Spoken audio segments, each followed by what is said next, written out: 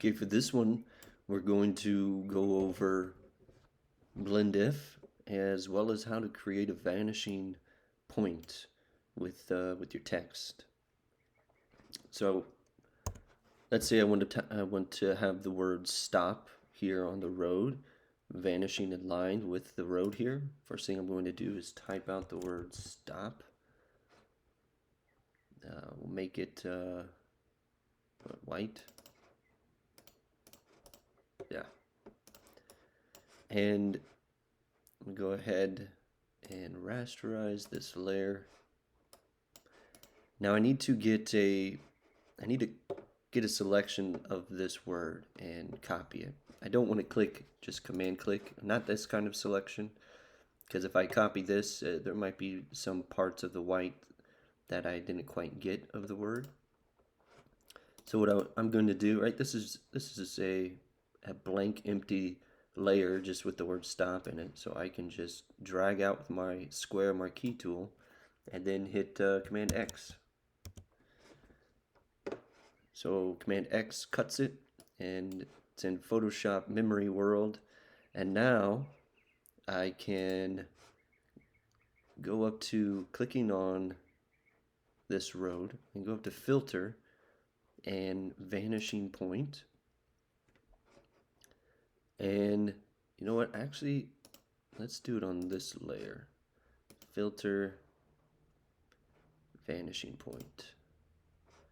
And with this little tick marker here, I'm going to click how I want my word to vanish on this road here, or to be in perspective with it.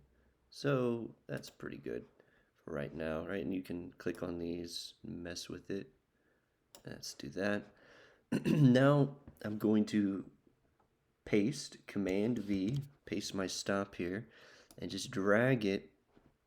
First, actually, I'm going to hit Command T and go on about this angle. Oops. It's not what I wanted to do. I accidentally hit enter. We're going to go back to vanishing point and do that again. Create my vanishing point. Drag it out a little maybe. I'd say that's probably pretty good. Command V. Drag this into here. And in here, I'll turn it like so. And there we go. So that's pretty good. I can hit enter, or you can hit OK. So I hit OK. There's my stop. All right, and it's vanished point. I can always Command T and maybe alter it a little bit.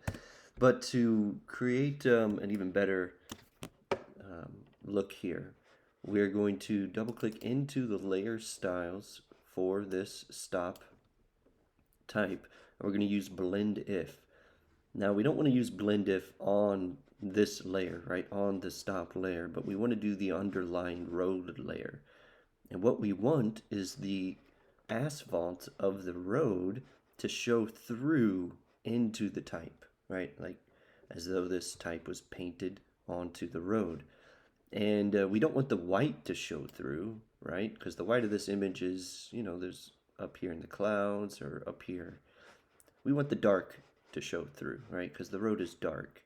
So if I take this tick marker and start to drag it, you can see it's starting to show through, but it's very it's not, you know, realistic. We don't want that to show through that way. So what we can do, basically what's happening here, I've moved my tick marker right here, and it's Photoshop is saying, okay, so everything that is right here in the black to the left, everything from here all the way to the left is completely showing through, all of those blacks. And there's no real blending going on. It's just all of those are showing through. But I want it to blend a little bit better. So I'm going to hold my Alt or Option key, click on that ticker, and that breaks it apart. Now, as I move these two, you can see, right, it's creating a much better seamless blend. as though that type is actually kind of faded and maybe been on the road for a while. So that looks much better. And what we're saying here is something similar, right?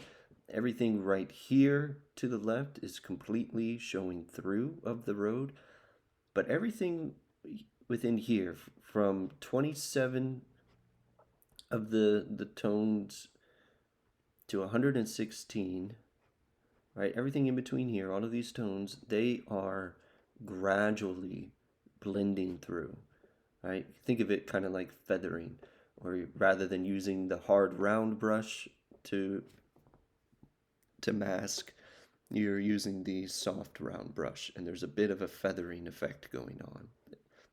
So everything in this between here is gradually showing through, and everything here from this tick marker back is 100% of the road showing through, and creates a much better effect. So let's see that in another instance here with the clouds. I have these clouds, and I want the word clouds to show through with the clouds. So I'll double click on into the layer panel. Now for this one, right, I don't need this layer. I don't need to do anything transparent wise with this layer. But again, with the underlying layer. And I don't want it to be the darks, right, because I want the clouds to begin to show through, and the clouds are lighter. So same thing, I'll drag my tick marker, and then I'll hold my Alt or Option key to click in there to break them apart. And now I'll move these to gradually get those. There you go, and that's pretty good. So what's happening again? On this layer, everything that is from this part of the tick marker all the way to the right is 100% showing through. Anything that is that level of white.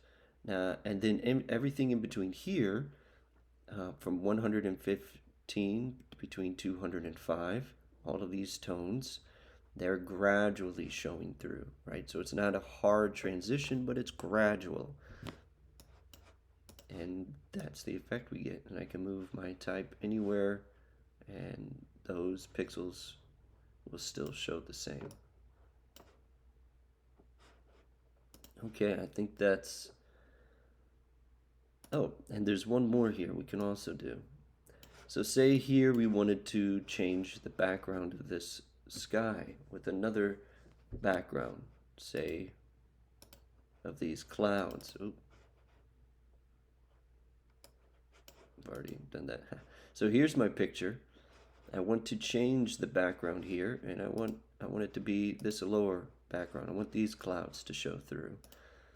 You might think, okay, well, I need to use maybe my pen tool, get a selection of all of this, and then create a mask. You could do that, but a much better and certainly a much easier way is to use the blend if, because the blend if also works with your color channels, red, green, and blue. If you remember in Photoshop, every color you see, the only colors showing through on here on the screen are red, green, and blue. No other colors are showing through. Your brain just is tricked into seeing orange and yellow. So we can, if I want to hide the blue, right, because it's the blue background, and I want to do it on this layer, the layer that I'm on, not the underlying layer, then, right, I just need to take the blues out of this picture. And you can see the blue is starting to disappear. And let's do it a little bit more gradually now. I'll hold Alt and click, and now I can gradually get rid of those blues. And then hit OK. And there we go. Didn't have to create a layer mask at all, just used blend if.